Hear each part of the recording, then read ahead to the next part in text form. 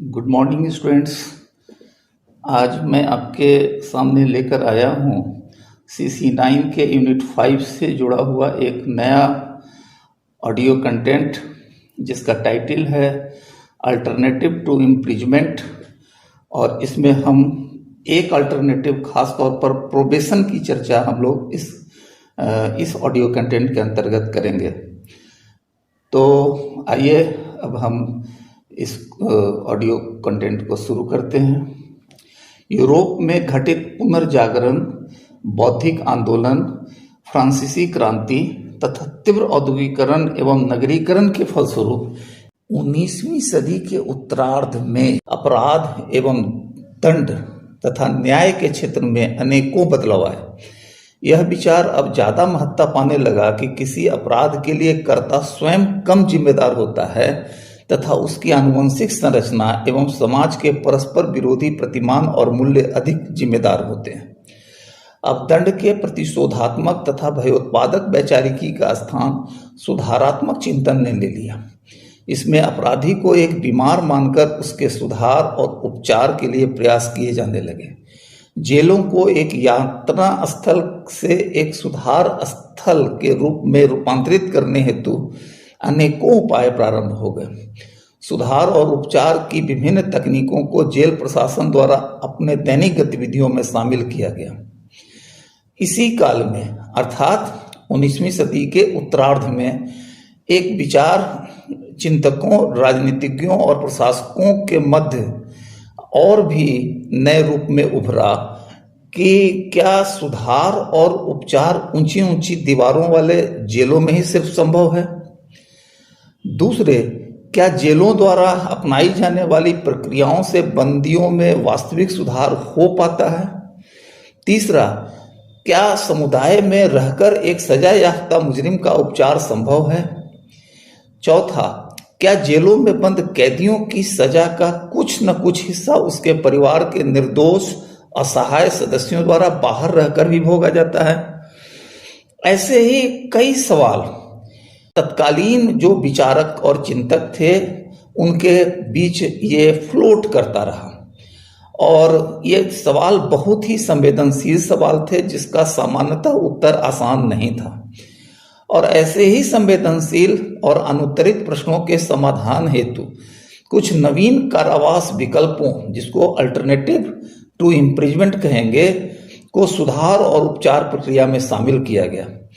सबसे महत्वपूर्ण विकल्प के रूप में दो तकनीकों, परिवीक्षा और पेरोल, को शुरू में आजमाया जाना शुरू हुआ। साथ ही साथ कुछ ही समय बाद खुला कारागृह, जिसको ओपन प्रिजन कहते हैं, तथा पुनर्वास हेतु उत्तर रक्षा सेवाओं को भी सुधार प्रक्रिया की तकनीक और एजेंसी के तौर पर प्रयोग में लाया जाना शुरू किया गया। हम ये इन्हीं चारों को हमारा सिलेबस जो है वो इंडिकेट करता है। इन्हीं चारों प्रक्रियाओं पर हम फोकस करेंगे, लेकिन इस ऑडियो कंटेंट में हम सिर्फ पहला अर्थात प्रोबेशन की ही चर्चा कर रहे हैं। अंग्रेजी का प्रोबेशन शब्द लैटिन भाषा के शब्द प्रोबेयर, PROBARE, प्रोबेयर शब्द से उत्पन्न हुआ है, जिसका शाब्दिक अर्थ होता है परीक्षा लेना। परंतु अपराध विज्ञान अर्थात क्रिमिनोलॉजी में प्रोबेशन का तात्पर्य दंड का निलंबन अर्थात सस्पेंशन ऑफ सेंटेंस अथवा प्रतिबंधक रिहाई, कंडीशनल रिलीज से है। सामान्य अर्थों में प्रोबेशन से तात्पर्य उस दंड के निलंबन से है जो न्यायालय द्वारा एक अभियुक्त को दोष सिद्धि के पश्चात दिया जाता है। इसमें दंड के निलंबन के अलावा यह तथ्य भी शामिल है कि अपराधी परिवीक्षा काल में अपना आचरण ठीक रखे, अन्यथा उसकी परिवीक्षा को तुरंत समाप्त कर जेल भेज दिया जाएगा। अब आते हैं कि ये प्रोबेशन कैसे, कब, कहाँ शुरू हुआ, अर्थात इसके हिस्टोरिकल एस्पेक्ट पर हम थोड़ा फोकस करते हैं। विश्व में सबसे पहले परिवीक्षा संबंधी सुधार की प्रक्रिया को लागू करने का श्रेय अमेरिका के मैसाचुसेट्स राज्य को जाता है। परिवीक्षा संबंधी प्रथम प्रयोग मैसाचुसेट्स की राजधानी बोस्टन की एक अदालत ने 1841 में प्रारंभ किया था। जॉन अगस्टस नाम का एक व्यक्ति जो पेशे से जूता बनाने वाला था को प्रथम परिवीक्षा अधिकारी माना जाता है। इन्होंने 1841 से 1858 के बीच लगभग 2000 सजा याफ्ता मुजरिमों, जिसमें स्त्री और पुरुष दोनों शामिल थे, के सजा निलंबन के दौरान सहायता करने की जिम्मेदारी ली थी। प्रयोगों की सफलता से उत्साहित होकर 1869 अर्थात 1869 में मैसाचुसेट्स राज्य ने परिवीक्षा पर अपराधियों को भेजने संबंधी कानून को लागू कर दिया। इसके लगभग 10 साल बाद अर्थात 1878 में मैसाचुसेट्स ने यह भी कानून बनाया कि परिवीक्षा अधिकारियों को सवैतनिक नियुक्त किया जाएगा, अर्थात अब उनको पारिश्रमिक भी दिया जाएगा। 1917 तक अमेरिका के 17 राज्यों ने अपने क्षेत्र में परिवीक्षा प्रणाली को कारावास के विकल्प के रूप में लागू कर दिया था। 1953 तक पूरे अमेरिका में राज्य और केंद्र दोनों स्तर पर परिवीक्षा पर छोड़ने संबंधी कानूनी व्यवस्थाएं लागू हो गई। इंग्लैंड की बात अब हम करें। इंग्लैंड में वहां की संसद द्वारा provision of first offenders act 1887 को लाया गया था। इसमें प्रथम अपराधी, जिसको फर्स्ट ऑफेंडर कहते हैं, को ही परिवीक्षा पर छोड़ने का प्रावधान था। फ्रांस में इसी तरह का कानून 1891 में लाया गया था। भारत में परिवीक्षा पद्धति को प्रारंभ में बाल अपराधियों पर लागू किया गया था, परंतु बाद में इसमें वयस्क अपराधियों के लिए भी प्रावधान किया गया। भारत की अब हम कुछ बात करते हैं, भारत में कैसे कैसे डेवलपमेंट हुआ। भारत में बाल अपराधियों को प्रोबेशन पर छोड़ने के लिए अलग न्यायालय तथा सुधार गृहों की स्थापना का प्रस्ताव रिफॉर्मेटरी स्कूल एक्ट 1897 में किया गया था। 1898 में निर्मित क्रिमिनल प्रोसीजर कोड अर्थात सीआरपीसी की धारा 562 तथा 564 में प्रोबेशन पर छोड़े जाने का कानूनी प्रावधान भी समाहित किया गया। 1937 में मद्रास में तथा 1938 में यूनाइटेड प्रोविंस एवं बॉम्बे में ऑफेंडर्स एक्ट बनाए गए, जिसमें अपराधी के अपराध की प्रकृति, आवृत्ति, परिवीक्षा अधिकारी की नियुक्ति तथा उसके कार्य अधिकार के विस्तार से व्याख्या की गई थी। 1958 में केंद्रीय स्तर पर प्रोविजन ऑफ ऑफेंडर्स एक्ट को लागू किया गया, जिसे कुछ राज्यों को छोड़कर शेष भारत में लागू किया जा चुका है। यही एक्ट है प्रोविजन ऑफ ऑफेंडर्स एक्ट, यही अभी सेंट्रल का कानून है। ये 1958 में से लागू है और इसी के आधार पर भारत में प्रोबेशन सिस्टम को जो है वो रेगुलेट किया जाता है। इस अधिनियम के कुछ महत्वपूर्ण प्रावधान को हम इस प्रकार देख सकते हैं। नंबर 1 है 21 वर्ष से कम के अपराधियों को परिवीक्षा पर अनिवार्यतः छोड़ा जाने का प्रावधान। दूसरा है 2 वर्ष से कम की सजा पाए वयस्क अपराधियों को भी परिवीक्षा पर छोड़ा जाने का प्रावधान। तीसरा है अधिक से अधिक 3 वर्ष तक ही परिवीक्षा पर छोड़े जाने का प्रावधान। चौथा है परिवीक्षा अवधि में अपराधी को प्रोबेशन ऑफिसर के अधीन रखने का प्रावधान तथा उसके संपर्कों के छानबीन के लिए भी प्रावधान किया गया। अनुचित आचरण पर परिवीक्षा को निरस्त कर जेल में भेजने का प्रावधान इस अधिनियम में किया गया था। 1986 में लागू किया गया द जुवेनाइल जस्टिस एक्ट, और इस एक्ट में भी कुछ खास प्रावधान थे।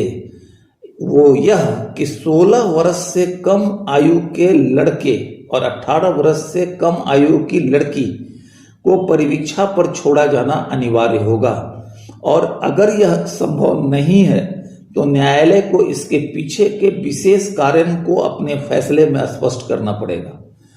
इस तरह हम पाते हैं कि भारत में भी कारावास विकल्प के रूप में परिवीक्षा को अपनाया गया है तथा विभिन्न मामलों में इसका प्रयोग बढ़ाने का अभी भी प्रयास चल रहा है। अब हम आते हैं डेफिनेशंस की बात करें, प्रोबेशन के कुछ महत्वपूर्ण परिभाषाओं की बात करें, क्योंकि परिवीक्षा के संबंध में जो टेक्निकल जानकारी हम लोग को देता है वो इसकी परिभाषाएं ही प्रदान करता है। तो सबसे पहली परिभाषा है M.A. इलियट की परिभाषा। इनके अनुसार probation is this conditional release from commitment to a penal institution, contingent upon good behaviour, अर्थात परिवीक्षा दंड देने वाली संस्था से इस शर्त पर कि अपराधी अच्छा व्यवहार करेगा मुक्ति मिलने को कहते हैं। दूसरी परिभाषा हम लेते हैं रिनमैन की परिभाषा। यह नया नाम हो सकता है आपके लिए, स्पेलिंग आप लोग नोट कर ले, REINEMAN, रिनमैन। इनका कहना है कि probation is a method of treating offenders bye releasing them on good behaviour upon conditions prescribed by the court and under the guidance of probation officer. अर्थात परिवीक्षा अपराधियों के उपचार का एक तरीका है जिसमें अदालत द्वारा लगाई गई शर्तों के अनुसार सद्व्यवहार करने पर वे मुक्त किए जाते हैं और परिवीक्षा अधिकारी के निरीक्षण में रखे जाते हैं। एक और इम्पॉर्टेंट परिभाषा की हम लोग चर्चा करते हैं, ये हैरी एल्मर बार्न्स एवं नैगले के टीटर्स की है। हैरी का स्पेलिंग है HARRY Elmer BARNES Barnes and Negley NEGLEK TETERS। इनकी किताब का नाम है न्यू होराइजन्स इन क्रिमिनोलॉजी 1959। इनके अनुसार probation as applied to modern courts seeks to accomplish the rehabilitation of persons convicted of crime by returning them to society during a period of supervision, rather sending them into the unnatural and too often socially unhealthy atmosphere of prisons and reformatories। अर्थात परिवीक्षा आधुनिक न्यायालयों द्वारा इस्तेमाल किया जाने वाला ऐसा तरीका है जिसमें अपराधियों को सुधारने का काम जेल अथवा जेल संस्थाओं से बाहर किया जाता है। कुछ निश्चित समय के लिए एक अधिकारी अपराधी विशेष के कार्यकलाप और व्यवहारों का पर्यवेक्षण करता है। ऐसा समझा जाता है कि जेल अथवा सुधार गृह के दूषित वातावरण में अपराधी को भेजने से ज्यादा अच्छा समाज में ही वापस भेजना है। उपरोक्त सभी परिभाषाओं के आधार पर परिवीक्षा के संबंध में निम्नांकित ठोस निष्कर्ष निकाले जा सकते हैं। पहला, परिवीक्षा अपराधियों के सुधार और उपचार का तरीका है। दूसरा, सजा याफ्ता अपराधियों पर ही यह लागू होता है, अर्थात कि कन्विक्टेड लोगों पर लागू होता है, अंडर ट्रायल मुजरिमों पर यह लागू नहीं होता है। तीसरा, अपराधी की सजा के अभिरूपण या इम्पोजिशन को परिवीक्षा की शर्तों के अधीन निलंबित या सस्पेंड कर दिया जाता है, अर्थात अपराधी को सजा में छूट कुछ शर्तों के अधीन ही दी जाती है। चौथा, परिवीक्षा के आधार पर मुक्त होने पर अपराधी को अच्छा आचरण तथा निर्दिष्ट अनुशासन का पालन करना पड़ता है। पांचवा, परिवीक्षा अवधि में अपराधी अपने समाज तथा परिवार के साथ रह सकता है। छठा, परिवीक्षा अवधि में अपराधी परिवीक्षा अधिकारी की देखरेख तथा अनुशासन में रहता है। सातवां, परिवीक्षा के दौरान राज्य अपराधी को अच्छे आचरण के लिए प्रोत्साहित करता है तथा इस प्रकार उसे समाज में दोबारा पुनर्स्थापित करने का प्रयास करता है। इस प्रकार हम परिवीक्षा के बारे में जो विशेषताएं थी उस पर हम लोगों ने दृष्टि डाली और इससे हमको इसके 4 तत्वों के बारे में भी पता चलता है। पहला है दंड का निलंबन अर्थात सस्पेंशन ऑफ पनिशमेंट। दूसरा है कुछ प्रतिबंधों का निर्धारण। तीसरा है अपराधी को समाज में रहने की अनुमति और चौथा है विशेष अधिकारी के द्वारा निरीक्षण। यहाँ एक बात और ध्यान में रखी जानी चाहिए कि दंड के निलंबन में 2 बातें निहित होती हैं। पहला यह कि क्या दंड का अभिरोपण या इम्पोजिशन निलंबित हुआ है या दंड का परिपालन या एग्जीक्यूशन।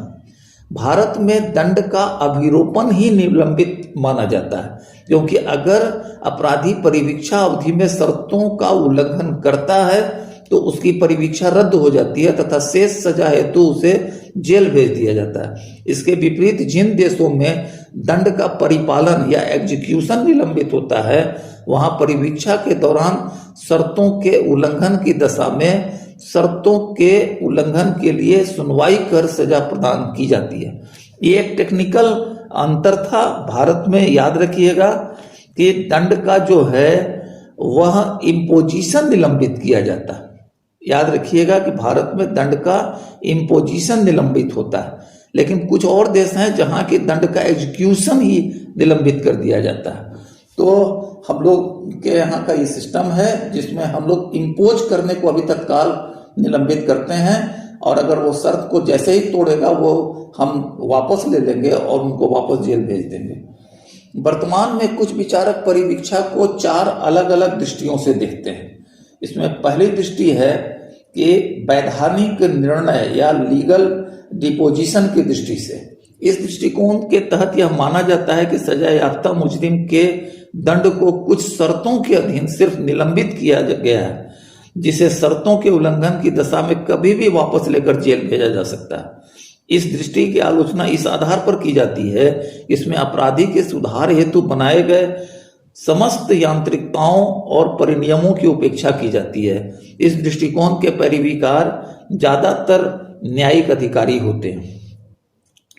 दूसरा दृष्टिकोण है दंडात्मक उपाय या पनिटिव मेजर की दृष्टि से। इस दृष्टिकोण में यह माना जाता है कि यह एक वैकल्पिक दंडात्मक उपाय है जो एक अपराधी को कारागृह में रहने के सामाजिक कलंक से बचाती है तथा मात्र उसकी स्वतंत्रता को प्रतिबंधित कर उसे अपराध करने से रोकती है। इस दृष्टिकोण में भी एक खास कमी यह है कि यह परिवीक्षा को सुधार का उपकरण नहीं मानकर एक दंड का ही उपकरण मानता है। तीसरा है उदारता या लीनियंसी की दृष्टि से। इस दृष्टिकोण में यह माना जाता है कि अपराध मनुष्य के जीवन में दुर्भाग्यपूर्ण फिसलन या अनफॉर्चुनेट स्लिप है। क्योंकि ऐसी फिसलन किसी के जीवन में भी आ सकती है, इस कारण अपराधी को एक रोगी या खराब पर्यावरण की उपज नहीं माना जाना चाहिए। उसे एक साधारण व्यक्ति ही समझना चाहिए जिसे किसी उपचार की खास जरूरत नहीं है। इस दृष्टिकोण की कमी यह है कि इसमें सुधार की महत्ता को कम करके आंका गया है। चौथा है सुधारात्मक या रिफॉर्मेटिव दृष्टि से। इस दृष्टिकोण में अपराधी के उपचार की आवश्यकता पर बल दिया जाता है तथा यह भी माना जाता है कि उपचार को भी अपराधी पर थोपा नहीं जाना चाहिए। परिवीक्षा अधिकारी का कार्य एक अपराधी के अंदर के सेल्फ या स्व को इस तरह से जगाना या उद्वेलित करना होता है ताकि वह अपनी इच्छा से उपचार को ग्रहण कर अपनी क्षमताओं में विकास कर सके। वस्तुतः चौथे दृष्टिकोण के आधार पर ही परिवीक्षा को बेहतर ढंग से समझा जा सकता है, क्योंकि परिवीक्षा एक सुधारात्मक प्रक्रिया के साथ साथ एक व्यक्ति केंद्रित कार्य या केस वर्क भी है। व्यक्ति केंद्रित कार्य के अंतर्गत ही एक परिवीक्षा अधिकारी को मूलतः 3 दायित्व निभाने पड़ते हैं। पहला सामाजिक छानबीन या सोशल इंक्वायरी। इसके तहत वह अपराध और अपराधी की सामाजिक परिस्थिति और पृष्ठभूमि की छानबीन करता है ताकि उसके द्वारा किए गए अपराध के वास्तविक कारणों तक पहुंचा जा सके। दूसरा सामाजिक निदान या सोशल डायग्नोसिस। इसका संबंध सामाजिक छानबीन के आधार पर अपराध के वास्तविक कारणों को जानकर उस अपराधी के लिए समुचित इलाज को निर्धारित किया जाता है। और तीसरा है उपचार प्रक्रिया अर्थात ट्रीटमेंट। इसके तहत परिवीक्षा अधिकारी समुचित इलाज को अपराधी पर लागू करते हैं ताकि उसमें सकारात्मक मनोभाव उत्पन्न किया जा सके, उसकी छिपी क्षमताओं को सामने लाया जा सके तथा एक कानून पालक के रूप में रूपांतरित किया जा सके। निष्कर्षतः यह कहा जा सकता है कि परिवीक्षा वह प्रणाली है जिसमें दंड को अपराधी के व्यक्तित्व, पर्यावरण तथा पिछले रिकॉर्ड के छानबीन के आधार पर स्थगित किया जाता है।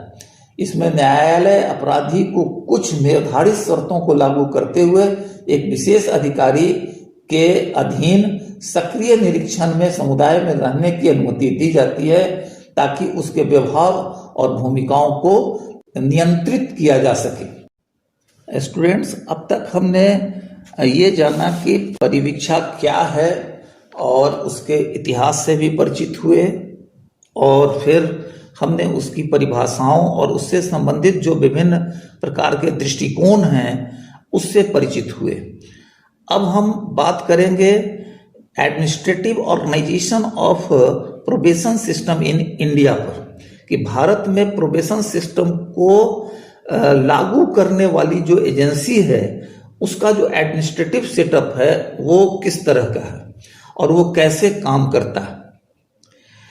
यद्यपि केंद्रीय स्तर पर लागू प्रोबेशन ऑफ ऑफेंडर्स एक्ट 1958 के प्रावधानों को ही भारत के अधिकांश राज्यों में लागू किया गया है, तथापि प्रशासनिक ढांचे के दृष्टिकोण से हर एक राज्य में इसमें कुछ विभिन्नताएं भी देखने को मिलती हैं।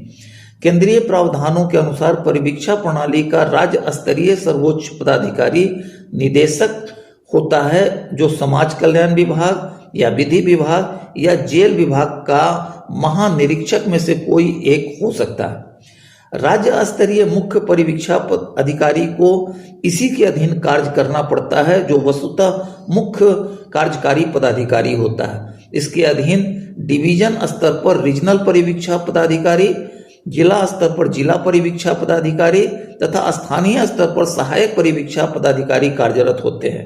सबसे आखिर का अधिकारी न्यायालय द्वारा नियुक्त परिवीक्षा अधिकारी होता है, जिसका कार्य न्यायालय के द्वारा निर्धारित शर्तों को अपराधी पर लागू करना तथा निर्धारित समय में अपने से ऊपर के परिवीक्षा अधिकारी को रिपोर्ट करना होता है। ऊपर के सभी अधिकारी अपने अधीनस्थों तथा प्रोबेशनर अपराधियों का निरीक्षण एवं पर्यवेक्षण करने के साथ साथ राज्य को इस संबंध में रिपोर्ट देते हैं तथा आवश्यक नीति निर्धारण में मदद करते हैं। कुछ राज्यों में रीजनल परिवीक्षा पदाधिकारी तथा सहायक परिवीक्षा पदाधिकारी का पद नहीं होता है, परंतु शेष व्यवस्था पूर्णतः पाई जाती है। इस प्रशासनिक व्यवस्था में ग्रासरूट पर पाया जाने वाला परिवीक्षा पदाधिकारी का पद जो है वह वैतनिक और अवैतनिक दोनों प्रकार का हो सकता है। वैतनिक का मतलब कि जिसमें स्टाइपेंड मिलता है, वह पूरा सैलरीड नहीं होता बल्कि स्टाइपेंड टाइप का होता है। छात्रवृत्ति जिस तरह से मिलती है बच्चों को, उस तरह की चीज उसको मिलती है। इसके मुख्यतः दो कार्य होते हैं, सामाजिक छानबीन तथा निरीक्षण। ये न्यायालय द्वारा सौंपे गए केसों को छानबीन करके न्यायालय को यह रिपोर्ट देता है कि किन सामाजिक दशाओं और व्यक्तित्व संबंधी कमियों ने व्यक्ति को अपराध के लिए बाध्य किया तथा क्या उसको परिवीक्षा पर छोड़ना उपयुक्त होगा। इसके अलावे वे अपने निगरानी में रखे गए परिवीक्षाधीन अपराधियों को परिवीक्षा की शर्तों को तोड़ने से रोकता है तथा उसके विचारों में से आपराधिकता को कम करने का प्रयास करता है। साथ ही साथ उनके पुनर्वास में भी वह मदद करता है। यद्यपि भारत के लगभग सभी राज्यों में परिवीक्षा प्रणाली लागू है, परंतु इसकी दशा बहुत अच्छी नहीं है।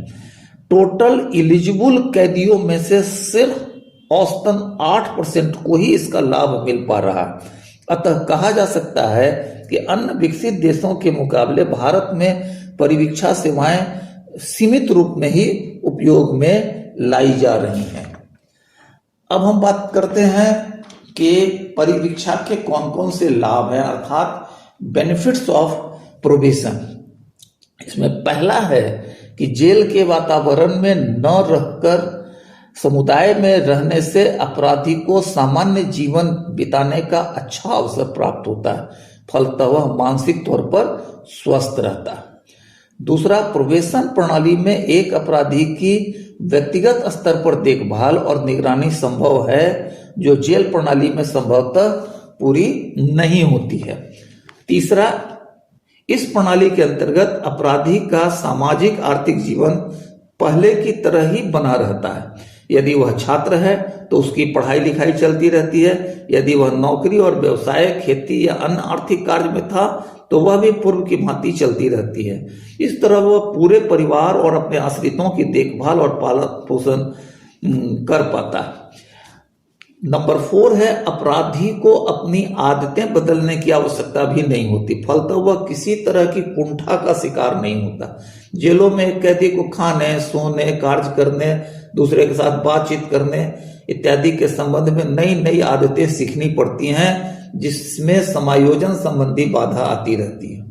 5वां, इस प्रणाली में अपराधी बंदीकरण के सामाजिक कलंक से भी बचा रहता है तथा उसे समाज में लज्जित नहीं होना पड़ता, फलतः उसका समाज में पुनर्स्थापन आसान हो जाता है। 6ठा, जेल जाने से व्यक्ति में बदले की भावना उत्पन्न होती है तथा अपराधी के बच्चों को भी शर्मिंदगी उठानी पड़ती है।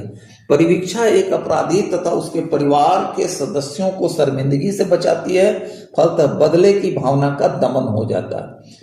7वां, परिवीक्षा प्रणाली आर्थिक दृष्टि से भी सरकार के लिए लाभदायक है। प्रत्येक इकाई पर किया जाने वाला व्यय जेल व्यवस्था की तुलना में काफी कम होता है। एक अनुमान के अनुसार लगभग यह 1/3 से भी कम आता है। 8वां, जेल भेजने से एक अपराधी का पूरा परिवार आर्थिक संकट में आ सकता है, फलतः इस विपदा के कारण अपराधी की पत्नी और बच्चों को अनैतिक पेशे में आना पड़ सकता है। इस समस्त आसन्न समस्या का निराकरण प्रोबेशन से हो जाता है। 9वां है, वैसे अपराधी जिनके लिए 6 महीना या साल भर का जेल दंड दिया जाता है, वे इतने कम समय में जेल की सामान्य सुधार प्रक्रिया से लाभान्वित होने की जगह गलत संपर्कों के शिकार हो सकते हैं, अतः कम अवधि की सजा का बेहतर विकल्प प्रोबेशन ही है। 10वां, कुछ अपराधी आदतन प्रकृति के न होकर आकस्मिक प्रकृति के भी हो सकते हैं, जिन्होंने भावावेश में अपराध किया होता है। वे समाज के लिए खतरनाक भी नहीं होते। ऐसे मामलों में जेल की जगह प्रोबेशन पर भेजना ज्यादा तार्किक होता है। सेकंड लास्ट है, परिवीक्षा प्रणाली में एक अपराधी प्रोबेशन ऑफिसर की देखरेख में रहता है, जो अपराधी को निगरानी में रखने के साथ साथ उसे सलाह और मार्गदर्शन भी करता है। यह अपराधी को कुसंगति से बचाता है तथा उसमें प्रायश्चित की भावना भी लाता है, अतः व्यक्ति स्वयं पहले से ज्यादा अनुशासित हो जाता है। और लास्ट है, परिवीक्षा प्रणाली जेलों के बोझ को कम करने में सहायक है। आज के दौर में जबकि जनसंख्या और अपराधियों की संख्या बढ़ रही है, ऐसे में इंफ्रास्ट्रक्चर की कमी एक बड़ी समस्या बन रही है। जेलों के अंदर भीड़ भाड़ और न्यूनतम अनुशासन को कायम करना भी अधिकारियों के लिए एक चुनौती है। ऐसे में परिवीक्षा जेलों के अधिकारियों, कर्मचारियों तथा संरचना के ऊपर पड़ने वाले दबाव को भी कम करने में सहायक है।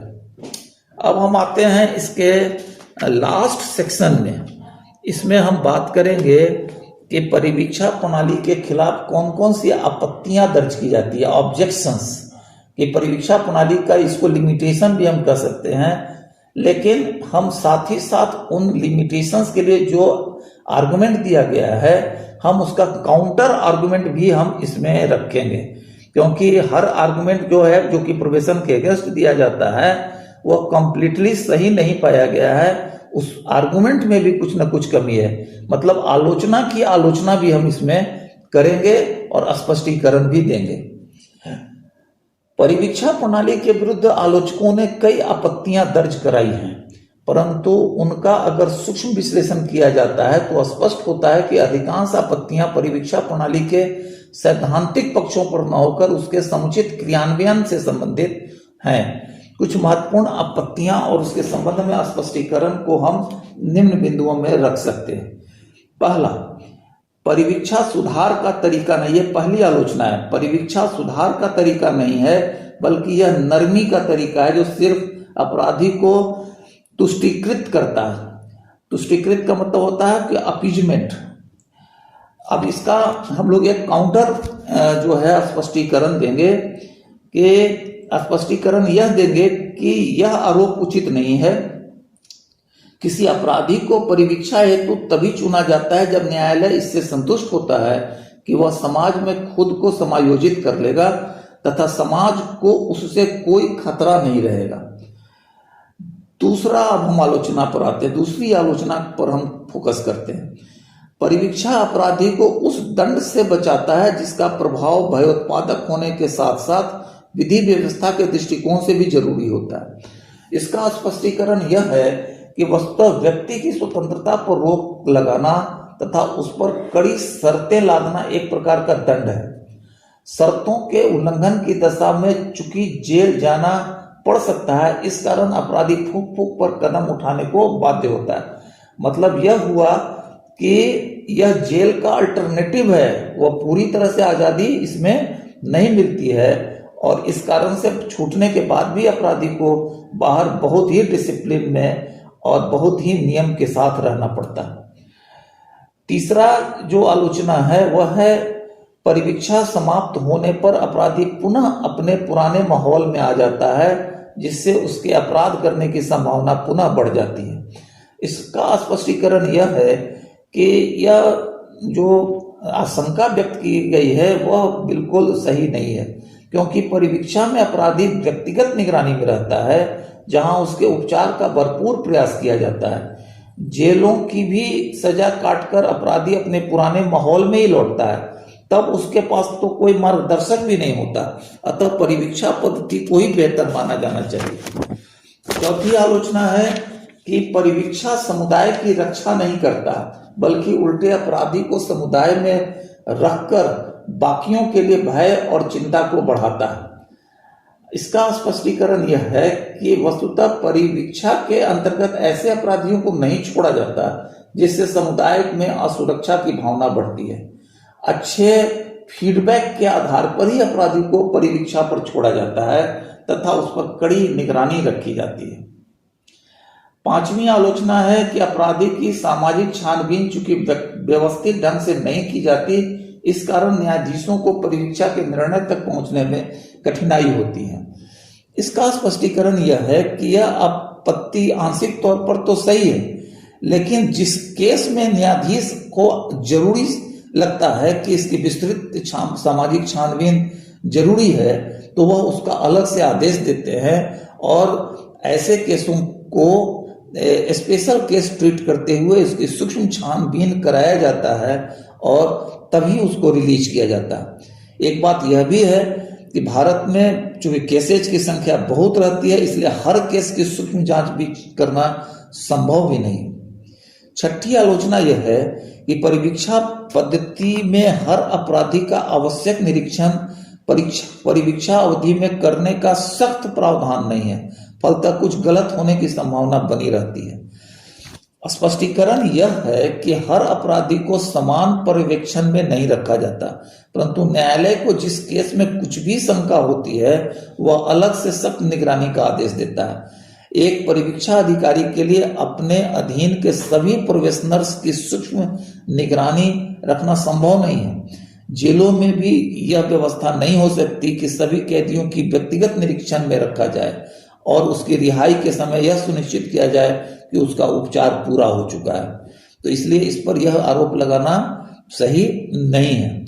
सातवीं जो आलोचना है कि अधिक कार्यभार के कारण परिवीक्षा अधिकारी प्रोबेशनरों का पर्यवेक्षण ठीक से नहीं कर पाते, प्रशिक्षण की अपर्याप्तता भी बनी रहती है, फलतः परिवीक्षा सिद्धांत आंशिक तौर पर ही धरातल पर आ पाता है।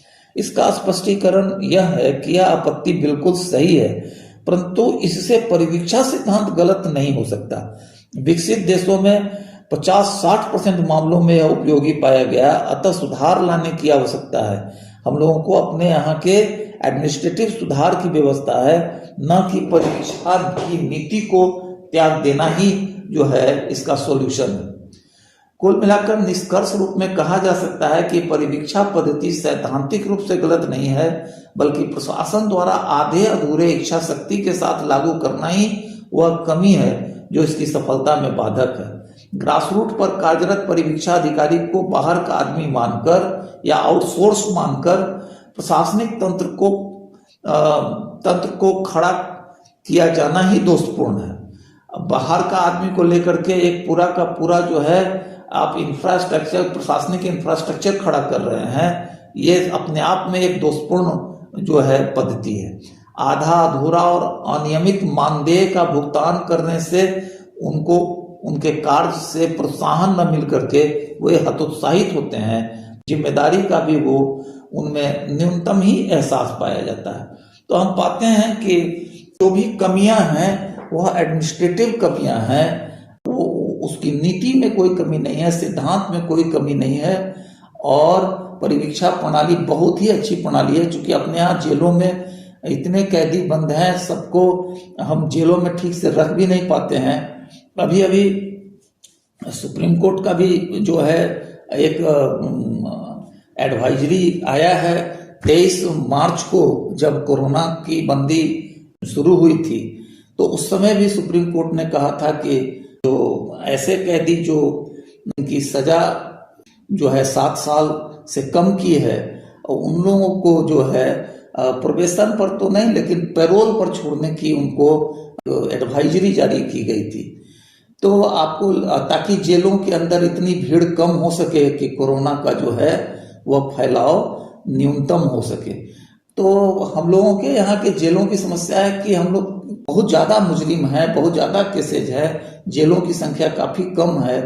तो ऐसे में प्रोबेशन पर छोड़ देना और उनको बाहर में ही अपने घर के पास ही उनको निगरानी में रखना एक अच्छा कदम हो सकता है। आशा है कि इस प्रणाली को और बढ़ाया जाएगा। अभी तक तो भारत में कुल एलिजिबल कैंडिडेट्स का मात्र 8% को ही जो है वह प्रोबेशन प्रोवाइड किया जाता है। और दूसरी एक और इसमें खास बात सुझाव देने की है कि जो सबसे नीचे स्तर के जो प्रोबेशनर अधिकारी हैं उनको वेतन पर रखना चाहिए, उनको रेगुलर सरकारी कर्मचारी मानते हुए उनको वर्क अलॉट करना चाहिए। वो जब आउटसोर्स्ड रहेंगे और उन्हीं के ऊपर पूरी प्रोबेशन व्यवस्था टिकी हुई है, तो आउटसोर्स व्यक्ति जिसका कि नौकरी और इसका कुछ अता पता नहीं है, आमदनी का अता पता नहीं है, तो वो कभी भी इस पेशे को छोड़ देता है। और ऐसे में वैसे प्रोबेशनर्स जो उसके अधीन थे वो किसी दूसरे के अंडर में उसको डाला जाता है और उस पर लोड और बढ़ जाता है। तो हम लोगों को इस कार को चाहिए कि इस सिस्टम को एग्जीक्यूट करने में और स्ट्रॉन्ग रखे और इसका एक पक्का व्यवस्था करे और ग्रास रूट वर्कर्स की जो संख्या है उसको बढ़ाए। तो आज के लिए बस इतना ही। ये आपको फर्स्ट सेक्शन था इसका, अल्टरनेटिव टू इम्प्रिजमेंट में। इसको मैंने बता दिया आपको थोड़ा डिटेल में। अब अगला जो हमारा जो ऑडियो कंटेंट आएगा वह इसके दूसरे भाग से संबंधित आएगा, जिसमें अल्टरनेटिव टू इम्प्रिजमेंट में हम चर्चा करेंगे पैरोल की। तो आप इसको सुने, तैयारी करें और फिर आप इसका नोट्स बना लें। हो सकता है कि ये पूरा फुल लेंथ क्वेश्चन के रूप में भी आए, और नहीं तो फिर ये पैरोल के साथ जोड़ करके भी ये क्वेश्चन आ सकता है। तो तब तक के लिए best of luck and good bye.